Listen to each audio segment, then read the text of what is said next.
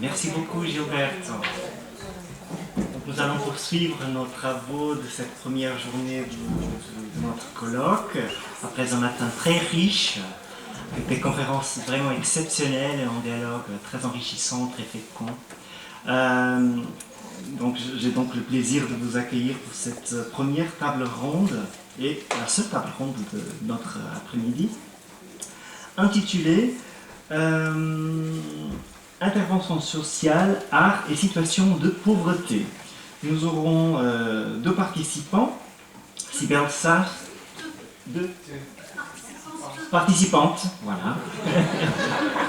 Donc j'adopte la méthode inclusive. Et grâce à dos Santos, il y avait une troisième intervenante qui malheureusement ne peut pas être avec nous aujourd'hui. Je serai généreux et je vous permettrai d'aller un peu au-delà des 20 minutes qui vous avaient été imparties, mais il faut quand même qu'on fasse attention parce qu'on doit quitter la salle avant 16h. D'accord ? Donc, je présente tout de suite Sybelle Sastre, professeure, artiste, chercheuse, maîtresse conférence au cours de danse à l'Université fédérale de Rio Grande do Sul, docteur en éducation, master et licence en art du spectacle, spécialiste en analyse du mouvement à l'Institut d'études du mouvement Laban Bartenieff, boursière du ministère de la Culture du Brésil, ambassadrice de Global Water Dances à Rio Grande do Sul. Elle travaille sur des projets antiracistes et éco-poétiques. Et aujourd'hui, elle présentera une communication intitulée Performance en études écosystémiques avec le mouvement Meninas Crespas. Et je vous passe la parole. Bonjour. Je ne peux pas improviser. Donc, je tiens tout d'abord à remercier les organisateurs de ce colloque et à vous dire combien je suis heureuse de participer une nouvelle fois à un événement de notre réseau, maintenant à Paris. Le travail que j'ai partagé aujourd'hui est réalisé en partenariat avec la professeure Tatiana Cardoso, da Universidade Estadual do Rio Grande do Sul.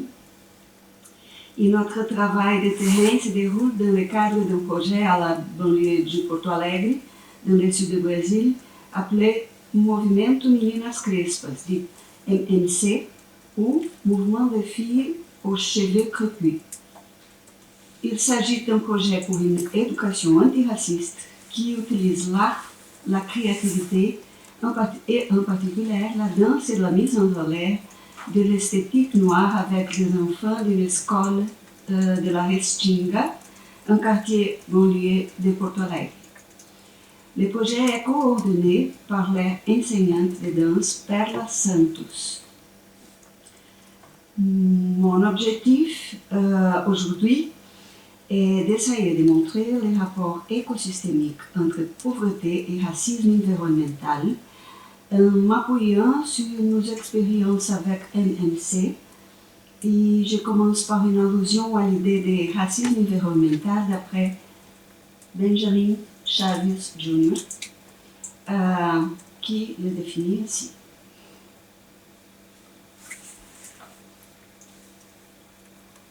On comprend ainsi que c'est le racisme environnemental qui a construit le quartier périphérique dans lequel se développe MMC. Pour comprendre les relations inhérentes au concept de racisme environnemental, nous avons intégré à nos recherches l'idée de corps écosystémique. Il s'agit d'un corps qui, lorsqu'il est en performance, est un corps relationnel qui laisse traverser par le monde et ses confluences et qui se préoccupe de suivre de la boussole éthique, c'est-à-dire d'avancer avec soin et attention vers les autres êtres. Nous appelons donc étudier écosystémique les pratiques et pensées qui proviennent de ce corps performatif relationnel dont les confluences évoquant un contexte de monde différent qui peut s'influencer mutuellement. La notion de performance est fondamentale dans notre démarche, car elle brouille les frontières épistémologiques. Nous souhaitions nous rapprocher de Leda Martins lorsqu'elle évoque les études de la performance comme un axe permettant de rapprocher les références techniques et poétiques avec les références ethniques et environnementales. Elle déclare: à la mi-2022, nous avons commencé le travail de terrain à l'école où enseigne Perla Santos. Le projet MMC rassemble des enfants âgés de 8 à 15 ans et se déroule sous forme d'activités périscolaires à l'école élémentaire et collège où étudient ces enfants. Il vise à autonomiser les filles noires et aux cheveux crépus, notamment en mettant l'accent sur les aspects positifs de la négritude, comme indique le nom du projet, faisant référence à l'importance de la valorisation de l'esthétique noire. Nous, l'enseignante Tatiana et moi-même, et notre équipe, avons accompagné ou proposé des activités de danse avec les enfants, cherchant à établir des relations sur les questions liées à l'assainissement des bases et à la gentrification. Notre intention était de développer la notion de corps écosystémique fédérant des concepts liés aux pratiques et aux danses somatiques et aux éco-performances dans lesquelles le corps est rendu présent à travers ses relations écosystémiques.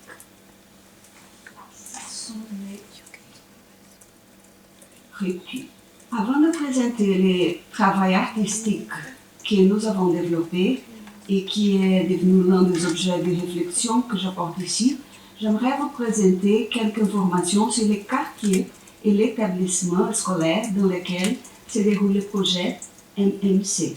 La Resting est un quartier issu d'une histoire violente d'expropriation et de nettoyage urbain, du centre vers une zone éloignée, sans maison ou appartement, ni l'infrastructure minimale d'eau et d'électricité, car ce n'est qu'entre les années 1970 et 80 que la municipalité a commencé les travaux d'infrastructure du base. Ce noyau urbain, 22 km du centre-ville, autosuffisant, sera-t-il une forme de ségrégation? L'école municipale a une importante histoire des luttes des enseignants et autres travailleurs de l'éducation. En 2023, les MMC comptait environ 25 enfants répartis en 3 groupes, avec l'accompagnement d'environ 8 autres enfants qui participaient déjà au projet avant 2023. Notre première proposition au MMC était de participer à l'événement international de danse et protection de l'environnement, Global Water Dances. Nous avons réalisé une performance avec les enfants en vue de la production d'une chorégraphie en vidéo partagée sur la plateforme de l'événement. Notre proposition comprenait des ateliers de danse et de théâtre ainsi que notre participation au cours de danse africaine de l'enseignante Perla, dirigée aux filles crépues, afin de travailler en pratique avec les idées d'incarner les éléments de la mythologie afro-diasporique dans le cadre de la compréhension d'un corps écosystémique et de préparation du moment de partage lors de l'événement. Les thèmes choisis pour le travail des enfants avec les Global Water Dances étaient le racisme environnemental présent dans les processus de gentrification survenus au milieu du XIIe siècle dans la région centrale de la ville de Porto Alegre, les détournements des ruisseaux diluviaux dont les cours sinueux a été aligné au milieu d'une graine en venir. Ces travaux ont entraîné les déplacements forcés de la population pauvre vers le nouveau quartier appelé Restinga, extrêmement périphérique, au sol rouge et sec et sans infrastructure. Dans l'histoire naissance de la population du quartier Restinga se trouvent des parents éloignés des filles. Les enfants étaient conscients de la précarité de la distribution d'eau, car les quartiers périphériques sont les premiers à souffrir de pénurie d'eau pour différentes raisons. Les familles semblaient se plaindre activement auprès des autorités municipales et des organismes responsables de la distribution d'eau de la ville. Nous avons évoqué des souvenirs, des moments d'immersion dans un plan d'eau ou une piscine ou des bains sur les pluies. Ces dernières étaient perçues pour la plupart comme quelque chose de négatif. En traitant ces sujets par les mouvements, nous avons commencé à pratiquer des danses chorales en vue de l'événement international de danse en ligne, les Global Water Dances, dans lequel un extrait chorégraphique est dansé par chaque ville qui rejoint le mouvement. Nous avons présenté au groupe des vidéos de ce projet, y compris l'étude d'une carte avec l'emplacement des villes participant à l'événement en 2023. Certains enfants ont découvert alors la portée du Global Water Dances dans les nombreuses villes des différentes parties du monde, y compris sur le continent africain. Comme il s'agit d'une chorégraphie déjà conçue, il a été nécessaire de souligner qu'il y avait des parties où l'improvisation était possible, mais qu'à d'autres moments, il était nécessaire de travailler en équipe. La gestion d'une chorégraphie dans certains moments sont moins définis sur le plan spatial et formel a été un défi pour ces enfants. Les résultats de ce travail est visible sur la chorégraphie intitulée Russo, Riacho en portugais, disponible sur le site du Global Water Dances. Des images de photographie ont été utilisées dans le mini-documentaire réalisé par l'organisation de cet événement international avec les groupes qui ont obtenu un financement pour le projet. Ça, c'est l'émission. Le début de la chorégraphie. Et Sapon est les places où les rituels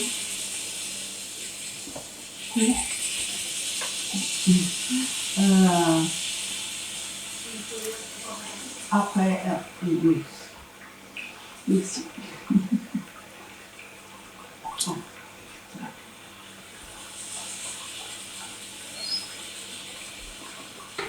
Notre deuxième proposition était de créer un spectacle présentant l'ensemble du répertoire du groupe et le présenter dans un théâtre de la ville de Porto Alegre vers la fin de 2023.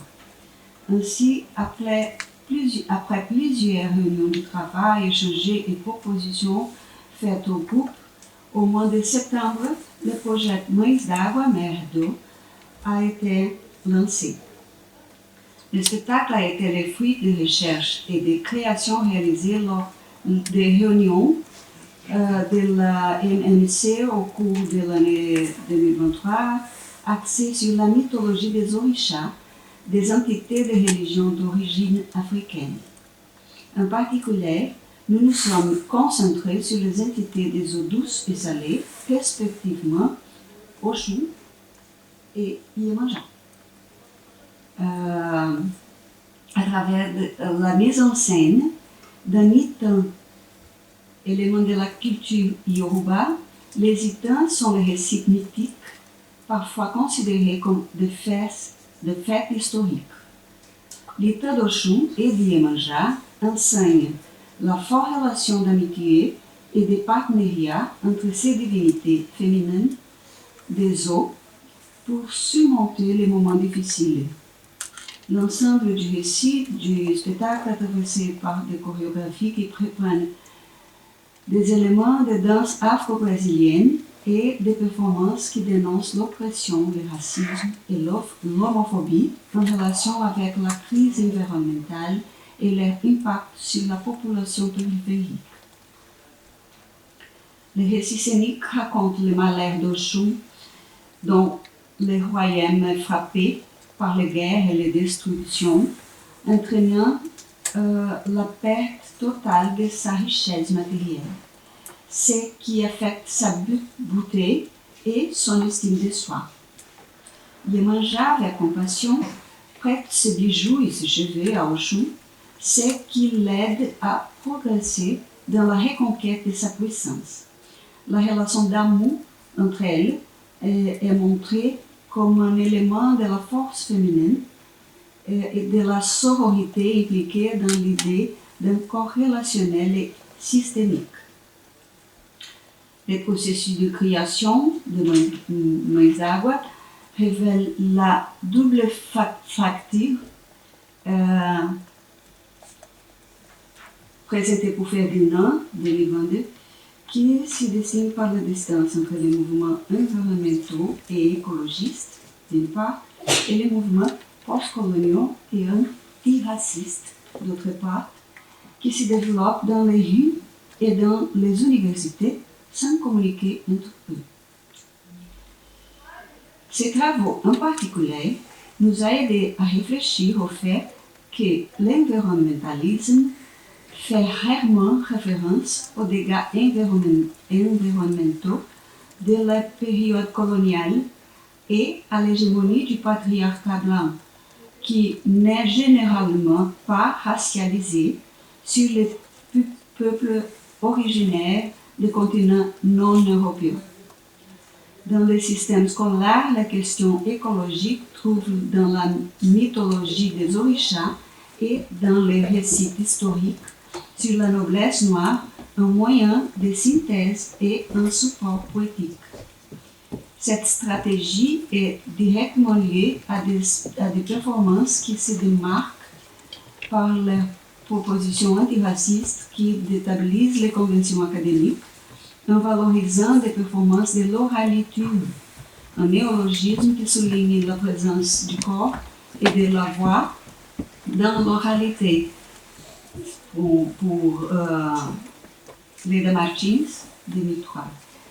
Et c'est ça, les états diffusés aujourd'hui sur les réseaux sociaux sous forme de visuels ont été les moteurs du processus de création.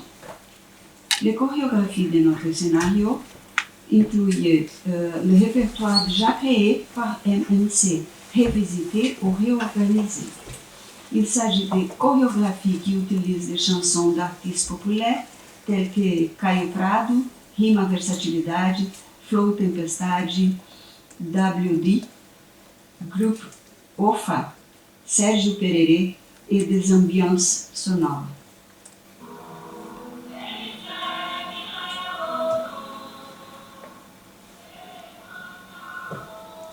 Na verdade, o não estava assim. Dona de todas as riquezas do oceano, a pessoa que mais amava sobre a terra e no mar. Foi riqueza, sim, felizes.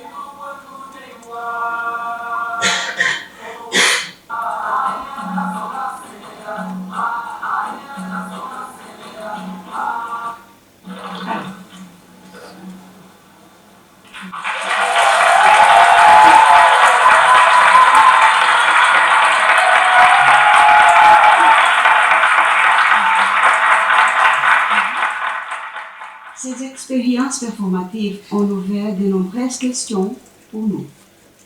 La première est que, conformément à nos études dans le réseau international de recherche, nous essayons d'éviter des conceptions non normalisées de la pauvreté et pouvons l'aborder à partir de deux dimensions que Gilberto a nous présentées. Pour la suite, nous avons visionné quelques extraits de performances très saisissants pour le public. Mère d'eau, par exemple, a été présentée dans un théâtre situé à l'intérieur du bâtiment du conseil municipal de Porto Alegre, après que nous avons eu besoin de rapporter plusieurs dates et renoncer à présenter dans les salles faisant partie du circuit des arts du spectacle de la ville. Il a fallu réserver plus de moitié de la capacité de ce théâtre, de 90 places, pour les familles des enfants, dont le déplacement vers le centre-ville a également retardé le début de la représentation. Loin d'être une critique, c'est un fait qui réaffirme le manque ou la difficulté d'accès du public et des artistes participants au espace d'art centralisé. En observant le public, nous avons pu constater l'identification immédiate de la majorité des personnes noires et périphériques en réaction aux propositions performatives développées par le MMC qui, en utilisant des éléments de la culture pop et en impliquant les enfants, fait appel au répertoire culturel du public avec des messages antiracistes, anti-homophobes et féministes à fort impact. La réaction des personnes blanches du public a été avant tout d'étonnement dû à la méconnaissance totale ou partielle des questions posées. De même, la participation des MMC au Global Water Dances a devenu un élément exotique pour les publics largement blancs, non racialisés, culturellement privilégiés et curieux. Compte tenu du lien entre les processus de création et les contextes de pauvreté, nous pouvons affirmer que les récits de la sororité d'Yemanja et d'Oshun minimisent des récits de jalousie entre les femmes et produisent un environnement de sororité approprié pour nous faire continuer à travailler sur le thème de l'eau, du racisme environnemental et du corps écosystémique. Ce thème, étudié dans cette recherche, guide le processus d'affabulation et de formation des les filles aux cheveux crépus. En parlant des orishas de l'eau, nous avons ravivé les rapports des enfants avec les questions de l'eau et des droits fondamentaux de l'accès de l'eau courante et surtout celui de l'accès à un système d'assainissement, étant donné les nombreux épisodes de fortes pluies et d'inondations survenus au cours de l'année du travail sur le terrain, provoquant des dommages matériels, émotionnels et organisationnels avec des changements fréquents des participants et surtout des changements dans leur engagement dans la production artistique. Nous poursuivons cette recherche et espérons pouvoir apporter davantage de résultats lors des futurs événements du réseau.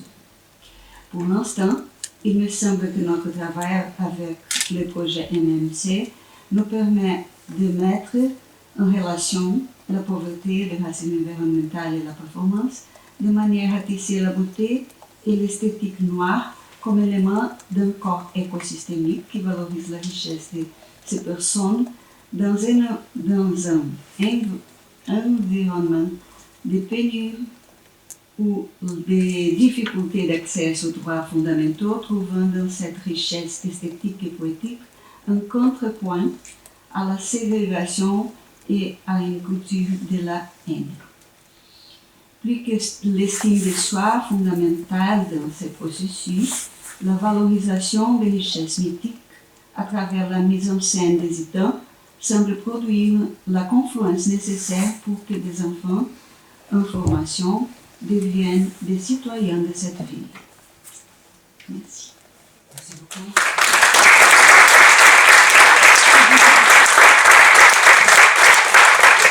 Merci pour cette communication très intéressante sur le corps écosystémique et les conceptions non humaines de la pauvreté qui articulent voilà, cette double fracture entre d'un côté le mouvement écologiste et de l'autre côté le mouvement postcolonial et antiraciste. Donc on passe tout de suite la parole à Graça dos Santos. Je présenterai très brièvement, même si elle n'a pas besoin de présenter, je ferai quand même. Graça dos Santos est professeure des universités à l'Université Paris-Nanterre, où elle dirige le CRILUS. Ses travaux de recherche sont orientés vers l'histoire culturelle en Europe. Elle a travaillé en particulier sur la dictature salazariste, théâtre et censure, et elle s'intéresse aux notions de corps physique, corps social, aux représentations scéniques du corps et du peuple. Metteuse en scène, comédienne et professeure d'art dramatique, elle croise la recherche et création et développe un travail axé sur les connexions entre théâtre et enseignement de langue. Elle est fondatrice de Kaila, compagnie bilingue français-portugais pour laquelle elle participe à toutes les créations depuis 1983. Et elle dirige le festival Partage de Lisbonne. Aujourd'hui, elle nous présentera une communication intitulée Artiste en habit de chercheuse, faire corps avec le sujet. La compagnie de théâtre Kaila représentait la migration portugaise depuis 40 ans. Nous écoutons. Ça ne nous rajeunit pas. C'est ça le problème. Merci beaucoup, Gonçalo. Merci à tous. Et puis, je renouvelle aussi mon plaisir d'être là avec mon ami et vraiment formidable Gilbert Wickle. Et on est un peu déjà comme une famille de recherche. Voilà, merci beaucoup. Alors, pour cette communication, je me suis un peu posé la question parce que demain, nous aurons 2 temps qui vont revenir sur ce travail-là, puisque nous aurons un film réalisé d'ailleurs par Anna-Isabelle, qui est en train de nous filmer depuis ce matin, Anna-Isabelle Freitas, qui part des archives de la compagnie depuis même plus de 40 ans, puisque notre activité a commencé en 1979, et qu'en 1983, cette compagnie s'est professionnalisée. Et c'était en même temps, la même année, que la marche contre le racisme et pour l'égalité des droits, ici en France. Un moment très impressionnant, puisque c'était un moment où il y a eu des attaques racistes très graves, surtout contre des Maghrébins. Le problème en France lié au racisme, il est beaucoup lié, bien sûr, à la question coloniale et post-coloniale, et en particulier avec les Maghrébins, qu'on identifie comme arabes, musulmans, et la question de la guerre d'Algérie qui n'est toujours pas réglée en France, c'est ce que je pense, je ne suis pas la seule à le dire. Donc, dans cette ambiance-là, dans les années 80, c'était après, François Mitterrand a été élu en 1981, président socialiste, il y avait un grand espoir, mais malheureusement cet espoir n'a pas donné les fruits qu'il aurait donnés, c'est-à-dire un changement concret pour la vie des gens qui vivent dans des banlieues. Récemment, ici, à côté, un jeune homme est mort, il s'appelait Naël, il a été tué par la police. Donc, 40 ans plus tard, on peut dire que, je ne dis pas que c'est un événement qui s'est produit à côté de chez nous, nous sommes aussi ici sur un espace où il y avait des bidonvilles très importants, d'où sont partis aussi de nombreux Algériens dans les années 60 pour manifester contre la guerre en Algérie, et beaucoup ont été noyés dans la Seine. Donc moi, je ne veux pas être là, ce n'est pas une cérémonie funèbre, mais c'est important de voir le sens aussi qu'a notre travail par rapport à ces événements très concrets. Je crois beaucoup que les espaces sur lesquels nous produisons et nous vivons, ils ont une mémoire, et je ne peux pas ne pas penser à ça ici, bien entendu. Alors, depuis ce matin, moi j'ai trouvé extraordinaire tout ce qui s'est passé depuis ce matin. Et c'est vrai qu'on a très bien commencé avec Guillaume Leblanc, qui je crois a fait une sorte il a un peu rassemblé tout ce qu'on voulait dire en fait. On se dit, oh là là, il a dit si bien, est-ce que moi j'ai encore quelque chose à dire après ça? C'est ce que je me suis dit ce matin. Mais il y a une chose qui me paraît importante, au-delà de la honte que j'ai évoquée ce matin et sur laquelle je reviendrai plus tard, c'est qu'on parle de corps comme si cela allait de soi, un corps maintenant. Le corps, il n'est pas seulement maintenant. Il a un passé, il faut le recontextualiser. Il est dans un fil de transmission familiale, culturelle, sociale. Et les corps des Portugais qui sont arrivés en France dans les années 60, comme mon père, il est arrivé en France précisément en 1961, et moi-même je suis arrivée en 1965. Donc, ce moment-là, ces corps-là qui arrivaient, ils ne venaient pas de nulle part. Ils venaient d'un pays qui était en dictature, et ils venaient d'un pays où justement on avait inculqué aux pauvres qu'ils ne devaient pas montrer leur pauvreté. Voilà. C'est un pays où il y avait une propagande qui s'appelait politique du spirit, la politique de l'esprit, où justement on devait être pauvre mais digne. Voilà. Il y a un dicton en portugais que je ne saurais même pas vraiment traduire en français, c'est como é que é? Pobre, mas não... Ah, como é que é? Tu sabes quando a gente... Mal agradecido. Pobre et mal agradecido. Donc, ce qui veut dire que le pauvre, non plus, il n'est pas reconnaissant. Non seulement on l'aide, non plus, quand même. Vous voyez, il y a cette idée, finalement, que perpétuellement, le pauvre, il est redevable de quelque chose et qu'il devrait tout le temps dire merci. Donc, il y a là quelque chose d'un rabaissement perpétuel. Et ces hommes et ces femmes qui sont arrivés ici dans les années 60, dans un moment très dur aussi en France, puisqu'il y avait aussi, y compris la guerre d'Algérie, y compris le racisme, des gens qui ont été poussés à partir et qui sont souvent venus clandestinement pour la plupart, c'est le cas de mon père. Et lorsqu'ils arrivent ici, ils ont déjà subi énormément d'humiliations au Portugal, puisque la censure salazariste, alors j'ai voulu aussi, j'appelle ça des corps reçus en héritage et les conditionnements, les corps de départ du pays quitté au pays trouvé. Alors j'ai voulu reprendre ici deux choses qui me paraissent très importantes. Là, je suis partie d'art plastique. Hein. Je parle d'un tableau que j'apprécie énormément. Je le considère comme disant exactement ce qu'on a fait aux Portugais, c'est-à-dire qu'ils ont été enfermés dans leur propre histoire parce qu'on peut voir là l'homme enchaîné, As Nossas Amarras, José Escada, qui vivait alors à Paris d'ailleurs. Il a mis les deux lambins dans son titre. Et c'est cet homme-là qui est enfermé, on dirait que c'est des mailles, c'est aussi la mer, enfin c'est toute une histoire qui l'enferme, et puis il est de tête baissée. Hein, c'est cette soumission, on baisse la tête. Et à côté, nous avons donc de Clara Menezes, Jaz Morte e Refez, um Menino de Sua Mãe, qui est tiré du titre d'un poème de Fernando Pessoa, et qui peut aussi rappeler le poème de Rimbaud, Le Dormeur du Val. C'est la même chose, mais là vous avez donc cet homme, ce jeune homme, ce très jeune homme mort donc, pour la guerre coloniale. J'ai voulu montrer ces deux corps-là parce que ce sont des corps d'hommes hein, pour le coup, mais parce qu'effectivement c'est une histoire masculine qui a vraiment à ce moment-là enserré le Portugal. Et la question coloniale est fondamentale. C'est parce qu'il y a eu la guerre coloniale, bien sûr la dictature, mais 40% de l'économie nationale est allée vers la guerre coloniale, et c'est ça qui va précipiter en fait l'émigration obligée et clandestine de pratiquement 1 million de Portugais qui sont arrivés dans la décennie de 60. Et il faut savoir qu'à l'époque au Portugal, il y avait à peu près entre 8 et 9 millions d'habitants. Donc vous voyez, c'est quand même pas n'importe quoi. Et là, je ne parle que de ceux qui sont venus en France pour l'immigrer, mais vous avez aussi ceux qui sont partis à la guerre coloniale, souvent qui ne sont pas revenus, etc. Donc des situations, donc ce sont ces corps-là, ce sont des corps qui ont vécu ces choses-là, et on a aussi finalement conditionné ces corps.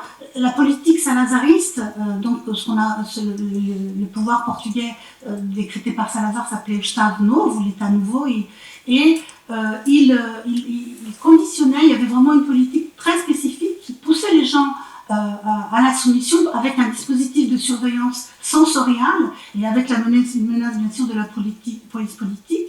Et c'est surtout un système qui a conduit les gens à l'autocensure et à une forme de conversion, c'est-à-dire de contrition, obtenue par une pression continue, une pression qui étouffe, comme on a vu cet homme entravé, et qui cherche à empêcher toute pensée ou projet qui ne correspond pas à l'ordre établi, à l'idéologie salazariste.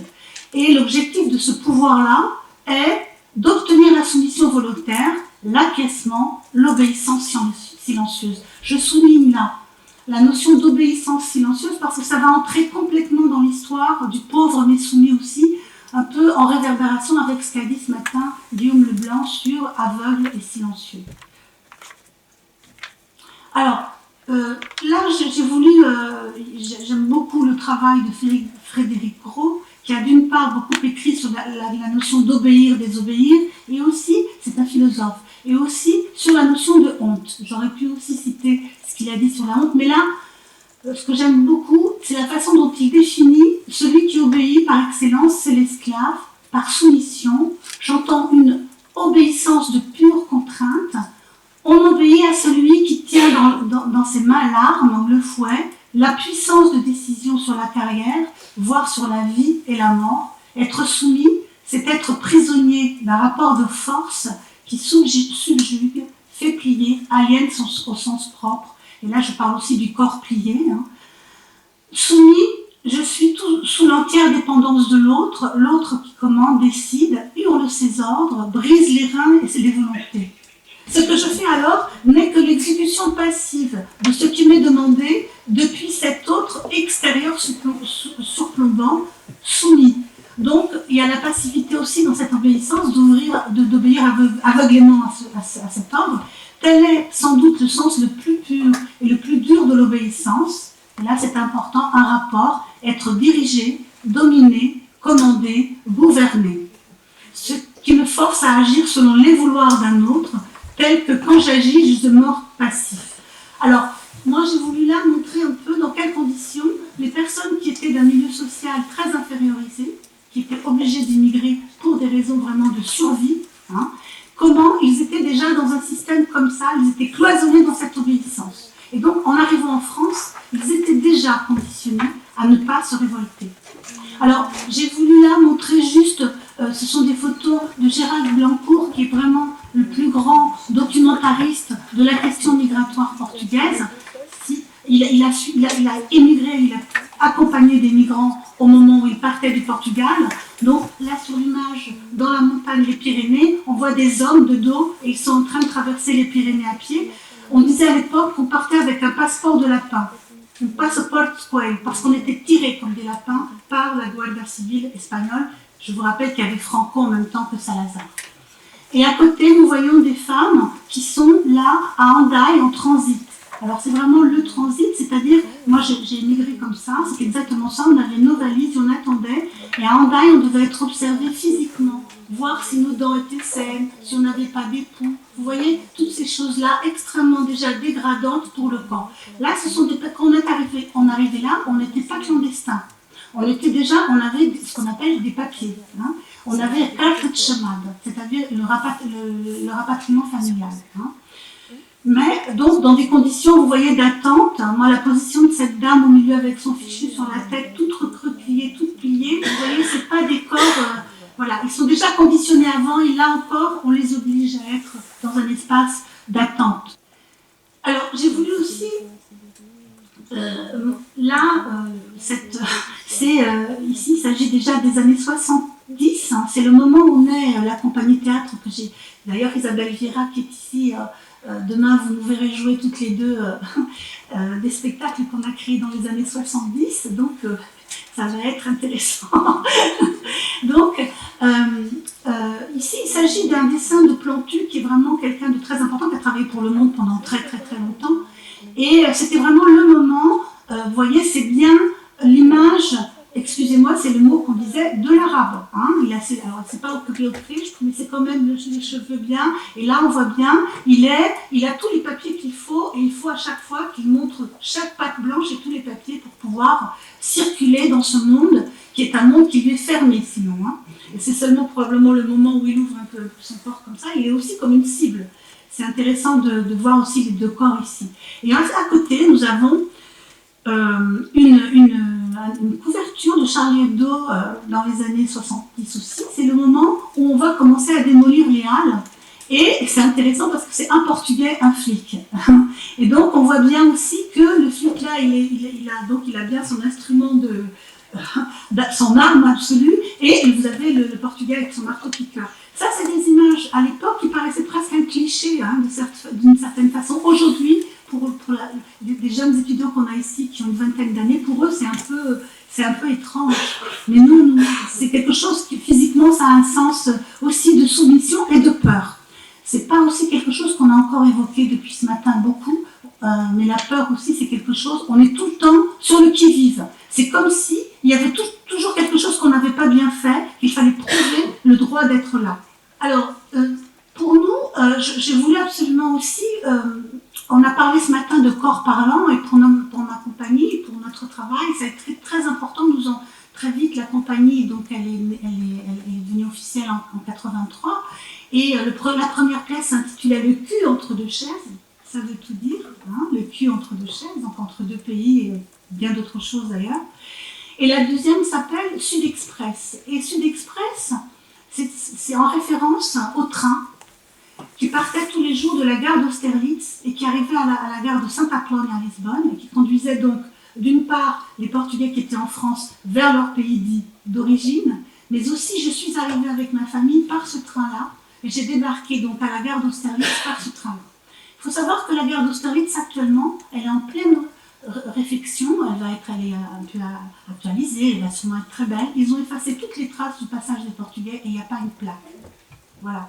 Donc, je trouve que c'est aussi très important de se dire que les lieux, il faut aussi qu'on marque la trace du passage. La trace. D'ailleurs, il y a un livre qui s'appelle Sidéré, considéré de. Ah, je ne me souviens plus son nom là, je suis désolée. Ça va me revenir. Marielle Massé, c'est ça, non? C'est ça, hein, voilà. Je suis désolée. Hein, et elle raconte l'histoire autour de la gare d'Austerlitz parce que il y a eu à un moment donné un campement de migrants, enfin de réfugiés, et migrants, on ne sait plus comment dire, hein, c'est très difficile même de prononcer des mots pour dire cela. Et elle a fait toute une enquête autour de cela parce qu'il y a eu aussi une présence importante par rapport à l'occupation nazie, aussi à un passage aussi de nombreux juifs qui sont passés par là, qui ont été retenus là avant d'être ensuite déportés. Mais elle ne parle pas des Portugais. Pourquoi? Parce qu'elle n'est pas au courant, tout simplement. Elle a fait tout un historique de la gare sans parler de ce fait-là. Et moi, d'ailleurs, je pense que je vais essayer de la rencontrer un de ces jours parce qu'elle n'est pas au courant. Donc ça veut dire que le silence, il est total, pour pas dire l'omerta. L'omerta est totale. Et c'est important de rappeler ça. Et nous, justement, par le biais de notre théâtre, on a repris cela. Et là, je voulais parler de cela ici par rapport aussi à la citation de Stuart Hall. Il faut songer à la manière dont dans ces cultures on utilisait les corps comme si c'était, et c'était souvent le cas, le seul capital culturel que nous avions. Nous avons travaillé sur nous-mêmes comme sur un support de représentation.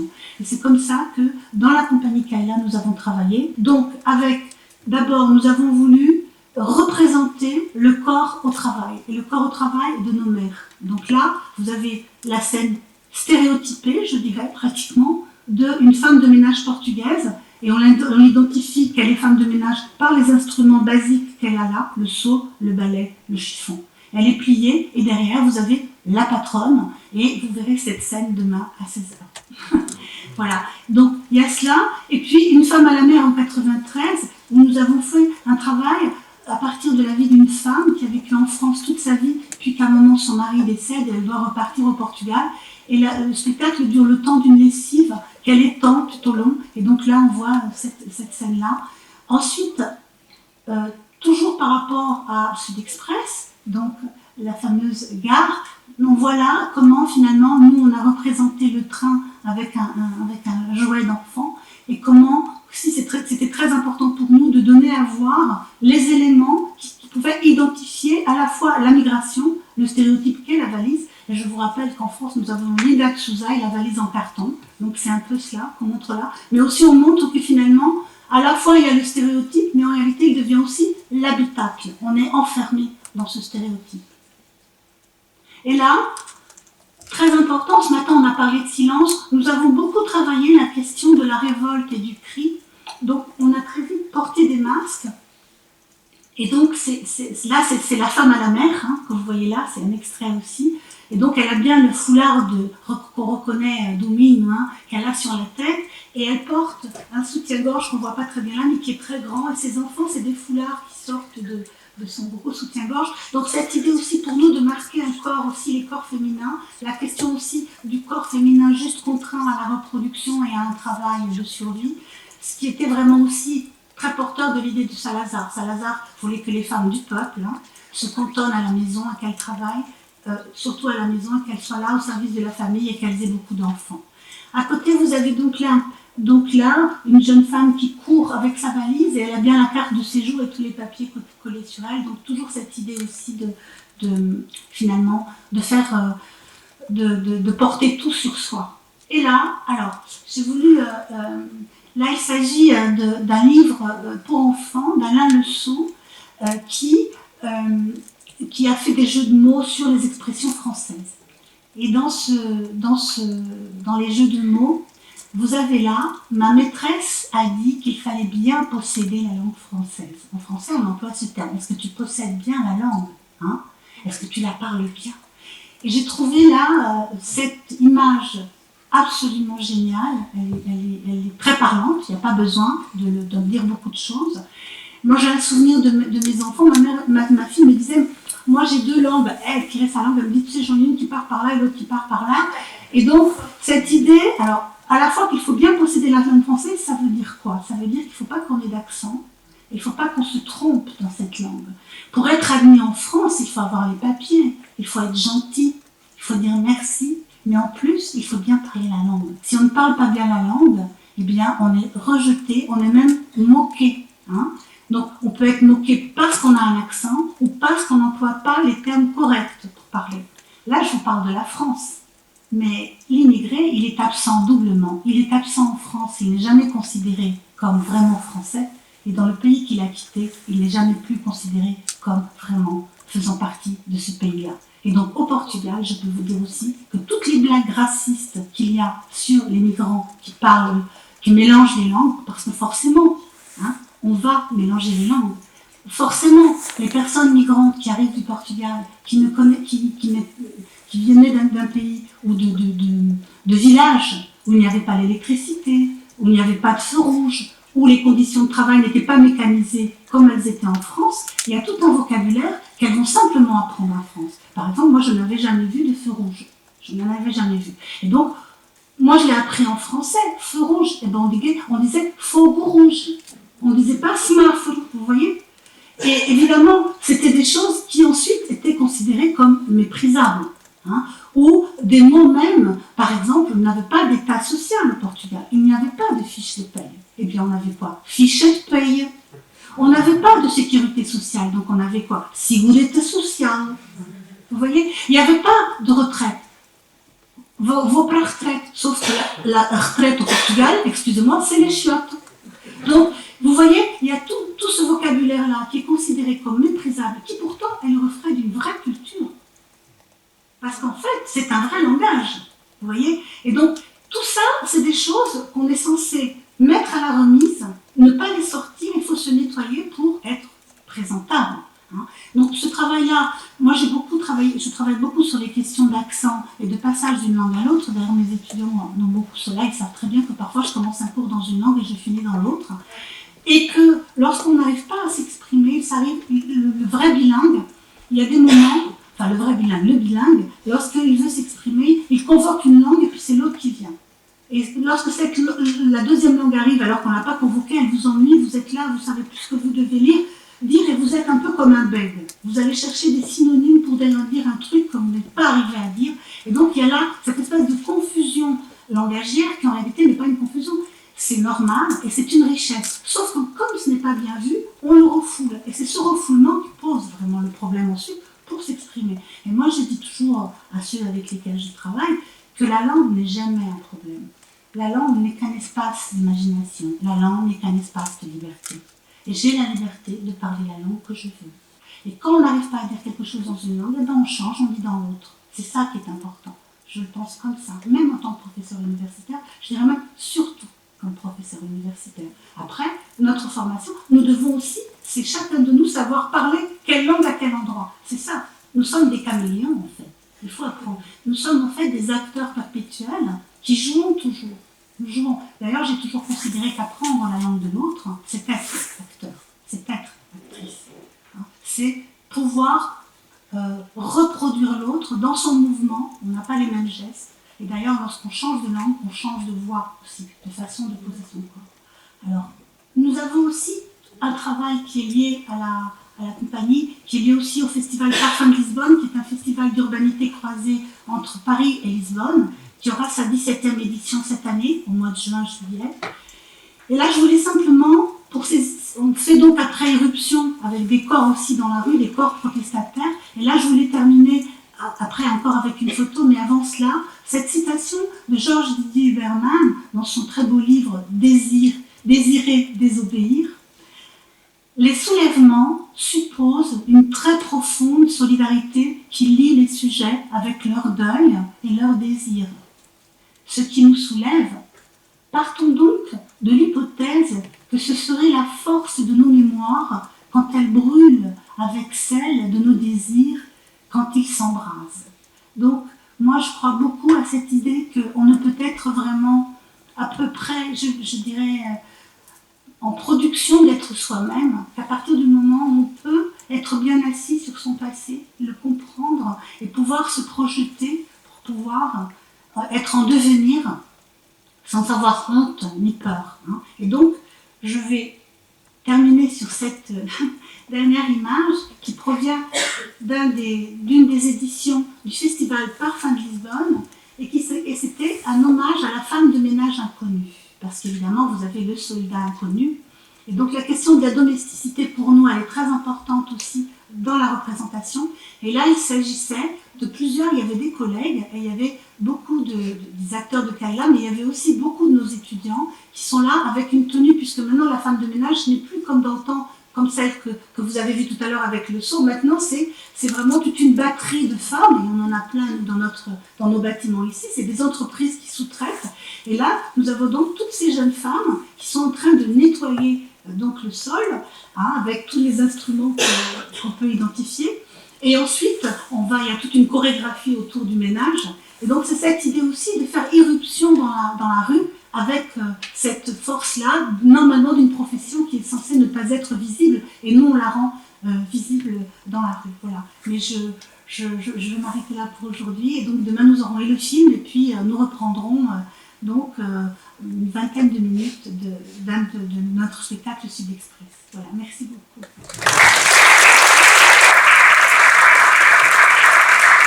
Merci beaucoup, Grassa. C'est une question très riche, très intéressante, qui évoque aussi quelques points en commun avec la première communication autour de la question coloniale du corps en tant que lieu, objet, instrument d'une écologie de la mémoire. Où le fil de la transmission historique se tisse en lien avec la mémoire des lieux et qui évoque aussi cette question des fractures de la double absence d'un côté et de la double fracture de l'autre et qui se construisent aussi autour de la question politique de la performance liée à chacun des cas étudiés. Donc nous avons encore une petite dizaine de minutes pour des questions avant de quitter la salle. J'ouvre le débat et j'invite le public à intervenir. Merci beaucoup pour les deux communications très, très stimulantes. Et j'avais juste je ne sais pas si c'est une question, plus une remarque sur ce que vient de dire Grassa. C'est sur la question de ces corps qui arrivent en France déjà soumis, toute cette soumission qui est inscrite physiquement, elle me semble aussi se retrouver dans la question de la langue, parce qu'en fait, une fois qu'ils arrivent, ils sont contraints à un monolinguisme, entre guillemets fascisme. Barthes dit la langue est fasciste, c'est le monolinguisme imposé qui rend fasciste. Alors ces deux aspects peut-être vont ensemble et je me demandais parallèlement en venant ici je pense aussi à l'immigration italienne indirectement c'était aussi trouver au moins un espoir de libération. Donc, je pense qu'il y a cette ambiguïté entre et un espace de libération au sens tout simple de liberté d'expression, mais surtout liberté de peut-être changer des conditions et éventuellement de s'ouvrir à une possibilité de sortie de la pauvreté.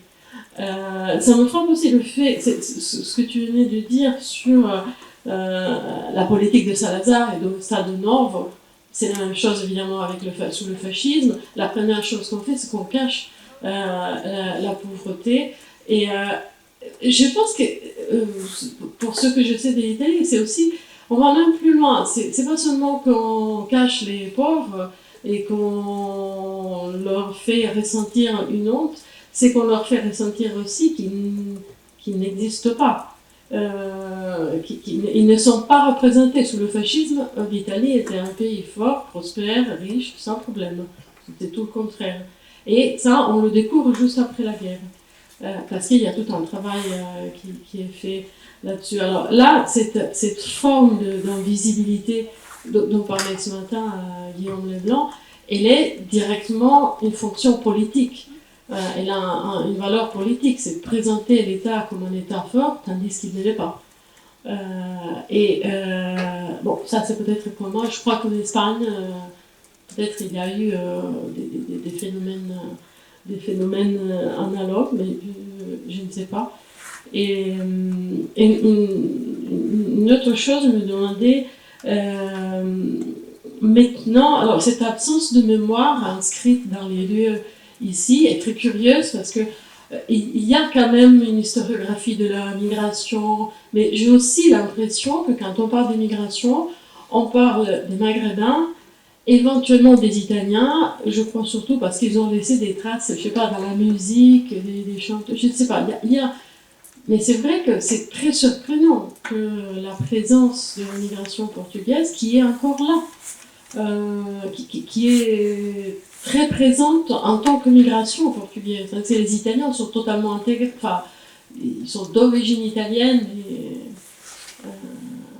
mais sans plus. Et je me posais la question, au moment du retour, par exemple, maintenant, est-ce qu'au Portugal, il y a une mémoire dans la population, est-ce qu'il y a, là, il y a un souvenir, une manière de voir ça? Merci. Merci beaucoup, Farid, ça fait beaucoup de... Alors, moi, concernant la... Je dirais s'il fallait faire une étude comme ça globale de ces questions par rapport aux diverses dictatures de la même période, la spécificité, il y a une spécificité portugaise, parce que d'abord ça dure 48 ans, ensuite parce que ce n'est pas autant Franco que Mussolini, et bien sûr encore plus Hitler, ce sont il y a une présence forte, visible, de la surveillance, voire de la répression. Au Portugal, non. On était arrêtés la nuit et tout se passait en silence. La censure était préventive, mais elle intervenait toujours avant. Donc, et surtout, Salazar, lorsque je prononce son nom, la plupart de vous qui êtes là, vous ne le voyez pas physiquement. Le chef n'était pas visible physiquement, c'est-à-dire n'était pas représenté physiquement comme il l'a été pour les autres dictateurs. Et ça, c'est très important, parce que le rapport au corps, il est là aussi. Et à partir du moment où on se bat contre un ennemi invisible, puisqu'on ne le voit pas, il y a beaucoup de choses là, je ne vais pas, parce que sinon on dépasserait l'heure, mais là, il y a quelque chose de très spécifique du côté portugais. Ensuite, pour ce qui concerne, là, actuellement, j'ai une doctorante qui est en train de terminer une thèse qui compare l'immigration italienne et l'immigration portugaise. Il y a beaucoup de choses communes. De toute façon, il y a une internationale des migrants. Hein. Vous allez retrouver beaucoup de choses communes. Après, forcément, c'est ce que je disais, il faut toujours voir là d'où on vient, le contexte, ce qu'on a hérité dans son packaging familial, vous voyez, parce qu'il y a ça aussi. Hein. Et comment est-ce qu'ensuite on transporte ça et lorsqu'on vit avec ça. Et ensuite, selon son histoire de vie localement, les choses, elles vont bouger. Par rapport à ce qu'il y a actuellement, aujourd'hui en France, lorsqu'on parle, le Portugais a toujours été le bon immigré. Il bosse bien, excusez-moi ma grossièreté, il fait pas chier, hein, et il se tait. Voilà. Donc ça, c'est l'idéal pour une société comme la société capitaliste. Hein. Après, ça ne veut pas dire que tout le monde est comme ça. Vous voyez, c'est pas ça que je suis en train de dire, mais c'est la représentation officielle que l'on fait des Portugais. Alors les bonnes Portugaises, c'est celles qui sont propres, les autres elles font moins bien. Vous voyez, il y a tout un tas de choses comme ça qui vont inscrire donc une sorte de docilité qui est déjà antérieure en fait, hein, mais cette image d'une population obéissante en fait, contrairement aux Maghrébins qui eux se révoltent. Voilà. Donc il y a toutes ces choses-là. Je dirais aujourd'hui, il y a des historiens, il y a des sociologues et des ethnologues qui travaillent sur la question migratoire portugaise, mais tout à fait insuffisamment. Et surtout, la question féminine. Pour aujourd'hui encore, la migrante portugaise, c'est toujours la femme du migrant. Voilà.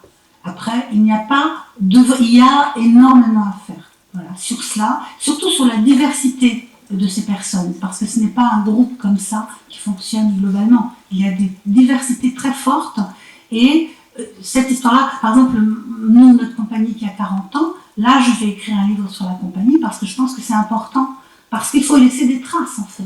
Voilà, c'est un peu notre devoir à tous, hein, c'est d'inscrire aussi pour pouvoir laisser...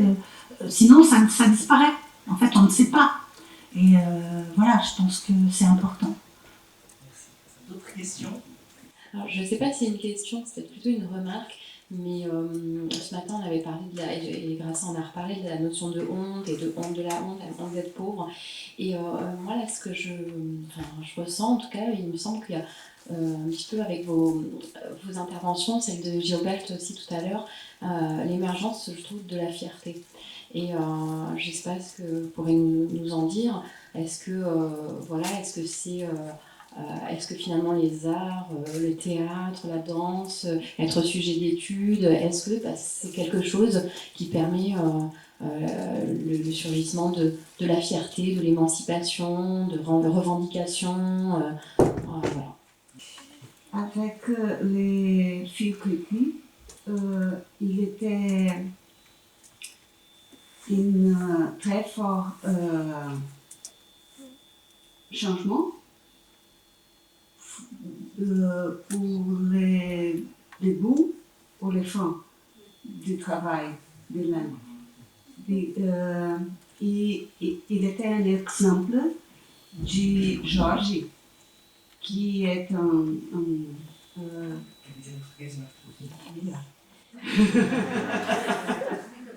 Jorge, que é um menino que participa. Jorge, que est un enfant qui participe.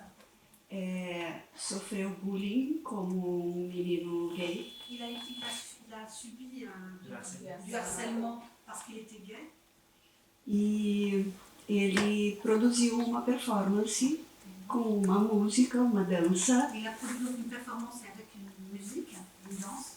Falando sobre esse direito de ser gay. Et donc, où il dit son droit d'être gay.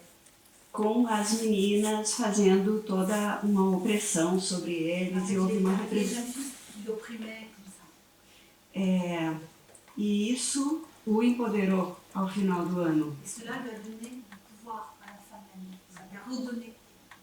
É dos exemplos. Le fait de devenir visible, en fait, parce que cette notion d'invisibilité, c'est des vecteurs de visibilité et prendre conscience de soi et d'exister, c'est aussi, sans ça on ne peut pas tellement ni se revendiquer, ni être fier de soi. Quoi. Bien sûr, moi le mot fierté me gêne beaucoup, je vous le dis tout de suite, parce que du côté portugais, la fierté c'est quelque chose qui peut être, moi comme je suis vraiment toujours entre les deux langues, les termes, il y a certains termes que j'évite. Et celui de fierté, c'est pas exactement ça, je pense. J'aime beaucoup le terme de revendication, par exemple. Le droit, avoir le droit, dire j'ai le droit. Voilà.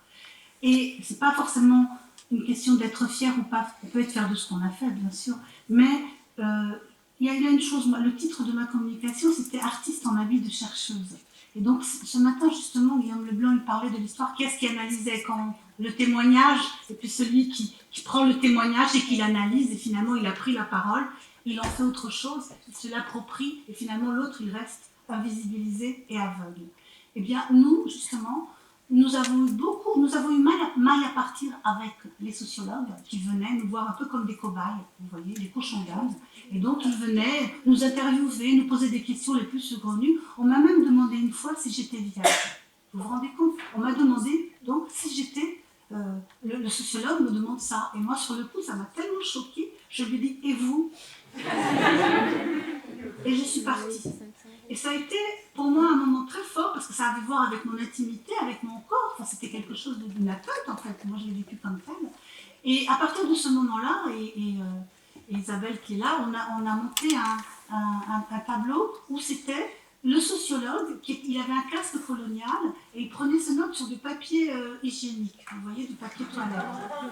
Et donc, l'immigré, il était palpé de partout, etc. Et lui prenait des notes. Et donc, cette idée-là, elle nous est venue, on a vraiment voulu très vite avoir notre propre discours et l'analyse sur notre travail. Et là, oui, c'est ça, je comprends bien Lisa, c'est dans cette idée. C'est ça, c'est reprendre, finalement, ne pas être justement, ne pas être, comment on appelle ça, être légitimé. Voilà, prendre sa propre légitimation et pouvoir affirmer et avoir son propre langage pour dire ce que l'on est. Et peut-être on se trompe, mais ce n'est absolument pas grave. Si on ne dit pas, on n'essaie pas, on ne sait jamais comment parvenir au bout de cela, du chemin de la formulation. Et puisqu'on parle de formulation, on pourrait aussi évoquer la deuxième partie de l'intitulé de la communication, faire corps. Alors pourquoi cette formulation? Parce que faire corps avec le sujet, parce qu'on a vraiment eu une affirmation physique très forte. On le voit un peu dans les photos. Et c'était l'idée d'être là pleinement. C'est-à-dire on avait à la fois un message, c'était du théâtre d'intervention parfois extrêmement violent, et parfois la police nous attendait à la sortie, il faut quand même le savoir. Donc on avait cette espèce de force, comme il y avait un peu une hargne, vraiment, une nécessité, il n'y avait plus le temps.